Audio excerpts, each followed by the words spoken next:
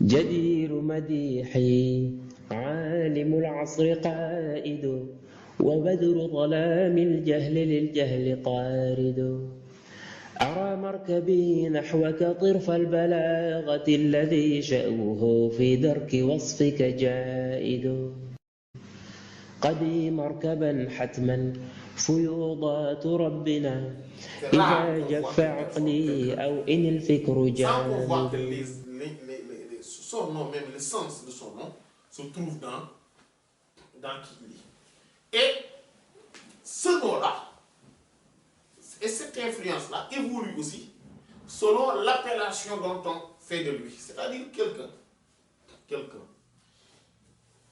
Je donne un exemple qui s'appelle Mohammed et que communément les gens l'appellent Bob. Il a plus tendance à tendre vers les caractères de Bob que les caractères de Sayyidina Mohammed. Sallallahu alayhi wa sallam. Ah oui. Ne voyez-vous pas que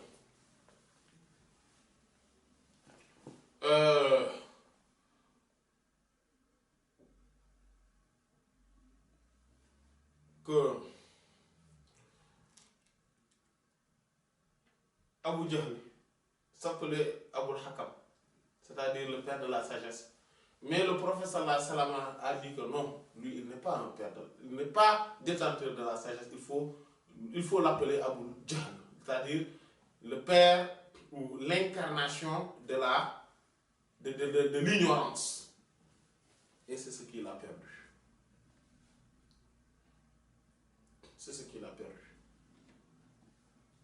On voit souvent, Umm Jamil. Umm Jamil, vous voyez, c'est-à-dire l'incarnation ou la mère de la beauté, l'incarnation de la beauté. Mais non, le Coran l'appelle Hammal al-Khatab, c'est-à-dire celle qui portait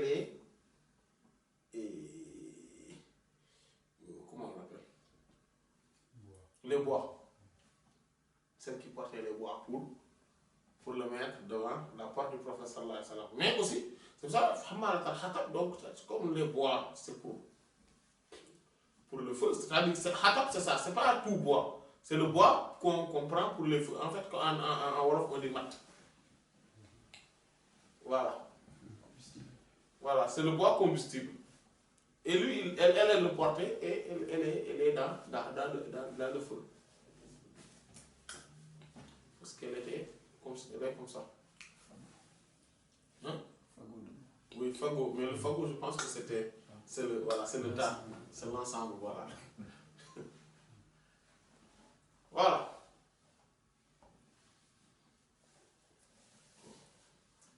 Oui, c'est pour ça qu'il faut faire attention par rapport à ça. Il ne faut jamais accepter qu'on ait un nom et qu'on t'appelle un autre nom. Oui. On t'appelle un autre nom. On s'appelle Abou Bakr. Et qu'on prenne, on dit oui, Babs.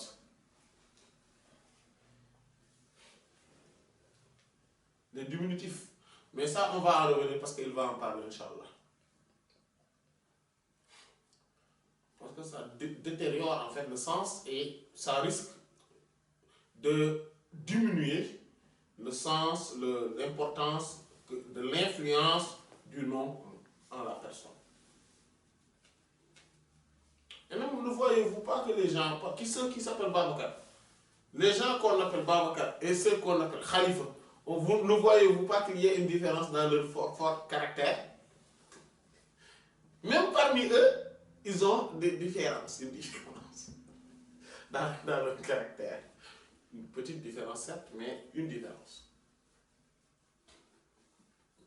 Oui.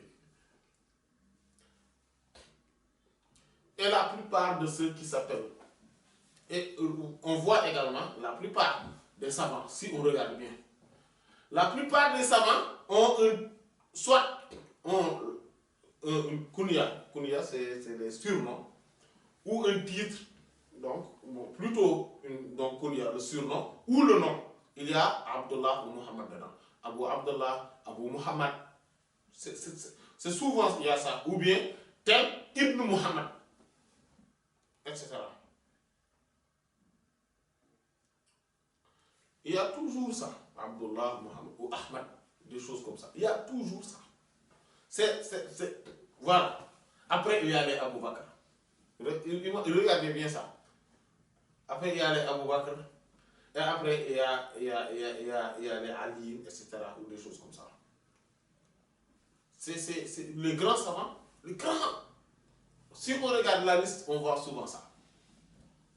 Soit tel, soit Mohammed ibn tel, ou tel ibn Mohammed, ou Ahmad, c'est-à-dire que Mohammed ou Ahmad, hein, ou bien Abu Muhammad tel, ou Abdullah, Abu Abdullah tel, ou Abdullah tel.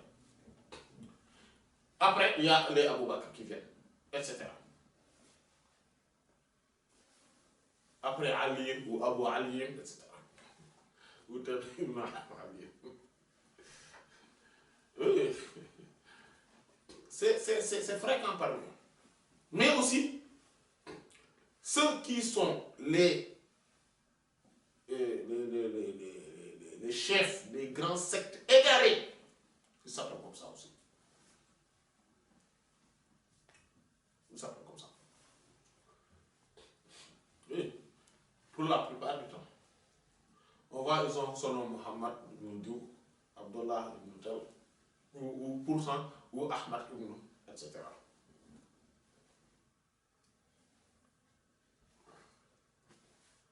Oui. Souvent, on voit ça. Oui. Oui. Souvent, on voit ça.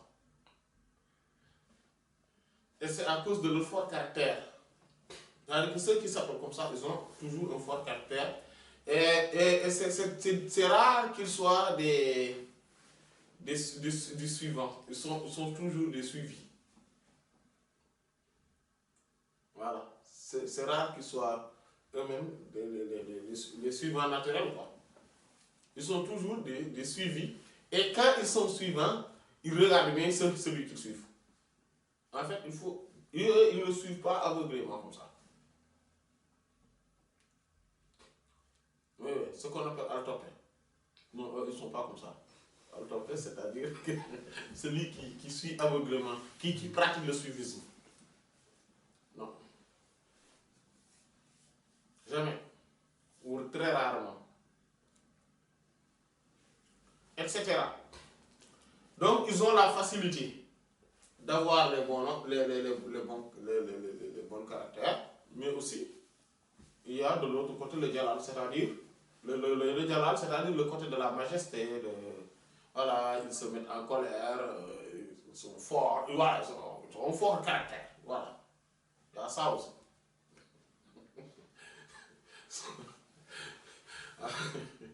Et maintenant, selon le milieu où ils ont grandi, selon l'environnement qui les influence, etc., eh bien, ils sont soit dans la droiture, soit dans l'égarement, malheureusement. Oui. Oui. Et même les grands dirigeants des tariqas, les tariqas, les fondateurs, souvent ils s'appellent comme ça, Ahmad ou Muhammad, des choses comme ça. Oui, etc. Ou Abu Bakr ou Ali, comme nous venons de le dire. Ou Omar aussi. Omar aussi, il y a etc. Voilà. Donc ça a une grande... Le nom a une grande influence. Oui. Par exemple, quand on voit quelqu'un qui s'appelle... par exemple, Saad, il est souvent quelqu'un de pas difficile. Haroun, surtout Haroun. Haroun, c'est les gens les plus doux. ceux qui s'appellent Haroun, comme ça. Ce sont des gens les plus doux qui soient. Oui, et ils sont toujours conciliateurs, ils ne veulent pas faire du mal, etc. Parmi les femmes, il y a par exemple Halima,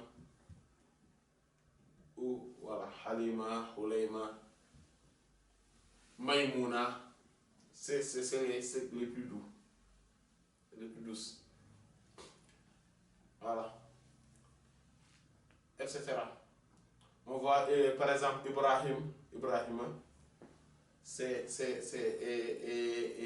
et Suleiman. Ce sont des gens qui ont le cœur léger, qui aiment le bien, qui aiment tout le monde, qui veulent, voilà, qui sont naturellement bien. Sauf que, si c'est un Suleiman, si tu le fais du mal, si tu arrives à le mettre en colère, sache que tu es cuit. Voilà, il va batailler, comme on dit, c'est-à-dire quelqu'un qui... Oui, oui. Il va montrer sa virulence dans ce cadre de figure. Il va montrer sa virulence. Oui, oui.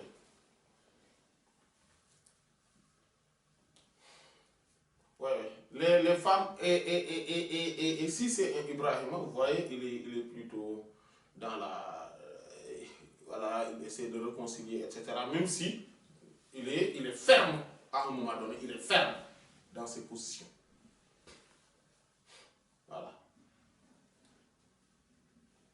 Oui, oui. C'est pour ça, et les Abdullah, etc., etc., ces gens-là sont les gens les plus stricts, c'est-à-dire qui, voilà, qui sont les plus stricts sur leur position, sur leur façon de penser, etc. Voilà, entre guillemets, sans état d'âme. Et tout ça, si on regarde tous ces caractères, il y a du bien, c'est-à-dire que c'est du bien, mais qu'on peut exploiter dans le mal. Par exemple, parmi les femmes, les Khadija, elles sont souvent de bon cœur, ouvertes, vouloir donner, vouloir partager, mais elles ont un fort caractère. Ce sont des femmes de poigne. Ce sont des femmes de poigne. Les Fatima, etc. aussi, à peu près, sont comme ça. Elles ont cette poigne, malgré qu'elles sont voilà, gentilles, etc. Mais elles ont, voilà. Voilà. Comme on disait, le Babakar, Abou Bakar. Eux, par exemple, ils sont très réconciliateurs, ils sont très, très... En fait, en les voyant de vue, on pense qu'ils sont doux. Ils donnent toujours l'impression qu'ils sont doux, mais en vérité, réellement, ils sont des gens rigoureux, fermes. C'est-à-dire qu'ils peuvent négocier, mais personne ne va réussir à les entraîner dans le contraire de leur vision des choses, etc. En fait, si on regarde, on voit que le nom implique beaucoup de choses, le nom. Oui, il ne faut pas négliger ça. C'est pour cela, en donnant un nom à son fils, c'est une lourde responsabilité. Et on en avait parlé lors des premières séances. C'est une lourde responsabilité, le fait de donner un nom à son fils. Oui. Et même, vous voyez, nous, les Wolofs, nous disons souvent ça. Quand quelqu'un a certains caractères, etc., on dit que en fait, c'est le nom de famille. Voilà. Et cela est dû au fait qu'il y a les lettres. C'est-à-dire que les lettres qui composent le nom contiennent des lumières qui ont des influences dans leur porteur. C'est-à-dire, donc, soit de la douceur, ou c'est-à-dire donc des lumières d'ordre, donc de la douceur, de la bonté, etc. Et des lumières donc de la majesté, de la grandeur, voilà. Oui, oui, c'est pour ça, parfois on dit, oui, c'est le caractère des Jobin. Vous voyez, parce que les gens qui sont Les Diop sont souvent des gens ou des Ndao, les Ndao aussi. Voilà. Hein? Voilà, ou les Djoun. Oui. On voit que voilà, ce sont des lions. Ce sont des lions. Voilà, donc ça, c'est juste pour dire que le nom implique, hein, implique une... montre qui on est.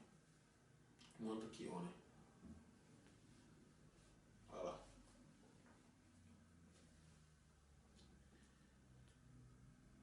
Mais, comme nous l'avions dit, ce n'est pas tout le temps, c'est-à-dire que parfois, ce n'est pas que tous ceux qui sont, par exemple, des Diop, ils sont comme ça, ou tous ceux qui sont des Ndao, ils sont comme ça, ou ceux qui sont des Tchoum, ils sont comme ça ne veut pas dire cela.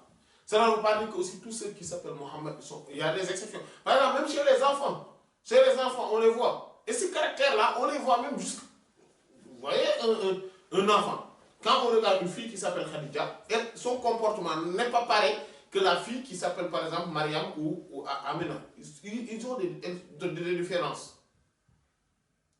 Et en tant qu'enfant, c'est ce qui montre que le caractère est essentiel en lui. Parce que le petit, par exemple, les femmes qui s'appellent Rokhaya aussi sont comme ça, des Rokhaya. Elles sont comme ça. Elles sont d'une bonté, etc. Mais elles ont une rigueur, une certaine rigueur et une certaine poigne aussi. Voilà. Donc, et quand on regarde donc ces femmes-là, ou les enfants plutôt, donc les enfants, donc les hommes, donc garçons et filles, on voit ces caractères-là en eux. Et ça apparaît. Aussitôt. Et même quand ils sont dans le berceau, souvent on remarque ça. Maintenant, il peut y arriver qu'on ait, par exemple, un Ibrahim qui est dans le lit, c'est-à-dire que dans le berceau, et qui crie, qui pleure beaucoup, on peut le trouver, mais ce n'est pas si fréquent que ça. Alors qu'un Mohammed, des choses comme ça, nous on pleure. Nous on pleure. Pour la plupart du temps, c'est rare de voir un Mohammed qui ne pleure pas. Si on voit cela, il faut regarder cela dans le nom ou dans les caractères de sa maman.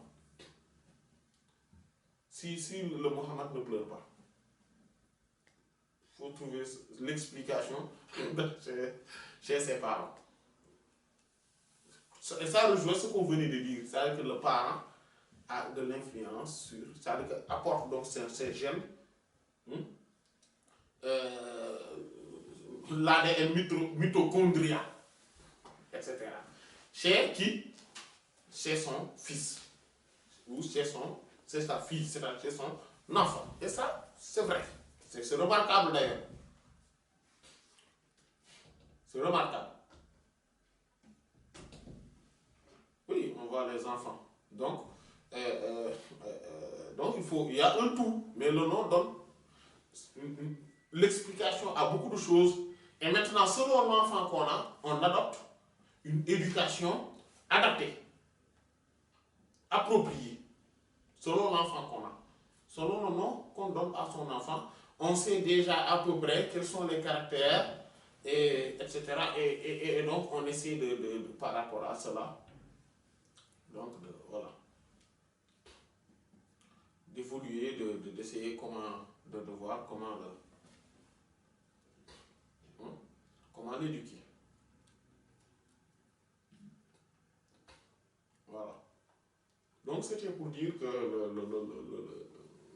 la grandeur du nom, l'importance, et le titre, et le nom qu'on nous donne, c'est pour ça que le prophète sallallahu alayhi wa sallam a changé les noms des gens, comme nous l'avions vu comme ça, le Saïd ibn Musayyib, plutôt ibn Musayyib, voilà.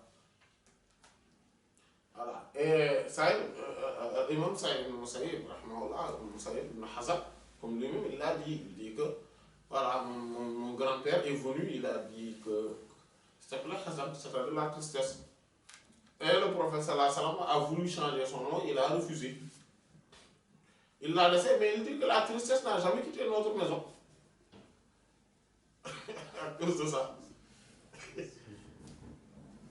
Et Moussaïeb aussi. Il s'appelle Moussaïeb. Et le Saïd Moussaïeb disait, rahimahullah, dit Moussaïeb, celui qui me dit Saïd Moussaïeb, que cela retourne vers lui. C'est-à-dire que man qala Saïd Moussaïeb, Sayyabahullah. C'est-à-dire qu'Allah. C'est-à-dire que Moussaïeb, c'est quelqu'un qui est délaissé. Celui qui me le dit, qu'il soit délaissé lui aussi. Qu'Allah fasse qu'il soit délaissé. Et pour ça, il dit que mais c'est notre maison, c'était comme ça. Personne ne. Voilà, tout le monde nous a délaissés. Parce qu'il n'a pas voulu changer son nom. Le prophète sallallahu alayhi wa sallam utilisait souvent, c'est pour ça qu'il donne les noms des enfants. Voilà, comme par exemple, c'est Hassan, quand il est né, le professeur, le Sayyidina Ali l'a appelé Harb, c'est-à-dire que la guerre, il a dit non, Hassan. Et vous avez vu, Hassan, qu'est-ce qu'il a fait?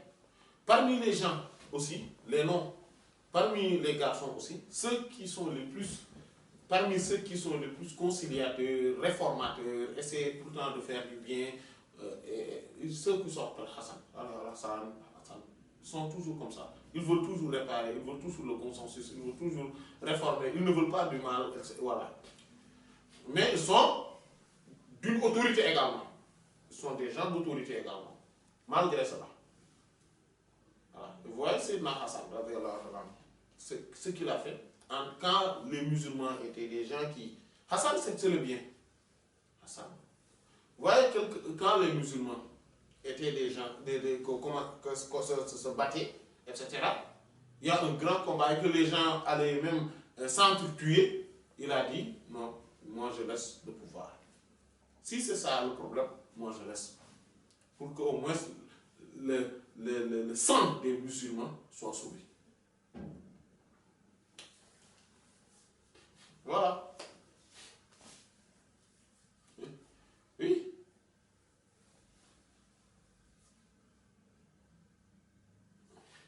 Voilà.